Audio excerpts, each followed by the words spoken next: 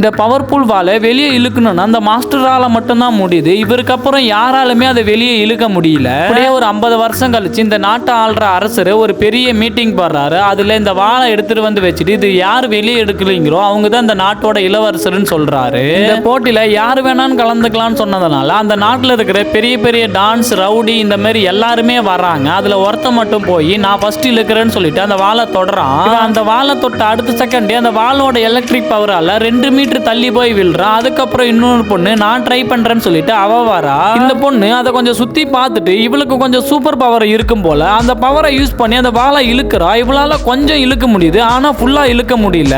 பார்த்த ஃபர்ஸ்ட் வந்தவனுக்கு என்ன இந்த பொண்ணுக்கு மட்டும் ஒண்ணு ஆகலன்னு சொல்லி யோசிக்கிறான். இன்னொருத்த இந்த பொண்ணாலவே கொஞ்சம் இழுக்க முடியுது, என்னால முடியும்னு சொல்லிட்டு வேக வேகமா வந்து அதை இழுக்கிறான். ஆனா அவனால இழுக்க முடியல. அதுக்கப்புறம் அங்க வந்த யாருமே அதை ட்ரை பண்ணணும்னு யோசிக்கல. கொஞ்ச நேரம் கழிச்சு அவனும் அங்கிருந்து வந்துருவான் என்னால முடியாதுன்னு சொல்லிட்டு. இங்க வந்த ஒரு 85 ஏஜியான ஒரு வயசானவர் நான் ட்ரை பண்றேன்னு சொல்லிட்டு அந்த வாளுகிட்ட வந்து நிப்பாரு.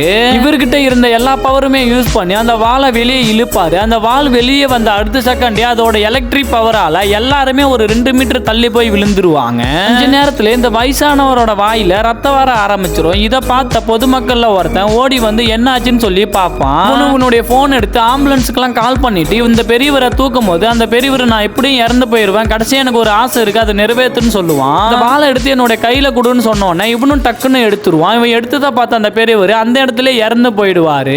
ஆனா இவன் யாராவது டாக்டருக்கு கூப்பிடுங்கன்னு சொல்லிட்டு அந்த வாளோட வர்றதை பார்த்து எல்லாருமே பயத்துல அங்கிருந்து ஓட ஆரம்பிச்சிருவாங்க. இவனும் அந்த வாளை மறுபடியும் எடுத்த இடத்துல வச்சிருவான். எல்லாரும் பயப்படுறத பார்த்து இந்த வாளால என்ன ஆக போகுதுன்னு சொல்லிட்டு அதை எடுத்து காமிச்சிடறான். அதுக்கப்புறம் இந்த நாட்டோட இளவரசியை கல்யாணம் பண்ணி இந்த நாட்டோட அரசன் ஆயிடுறான்.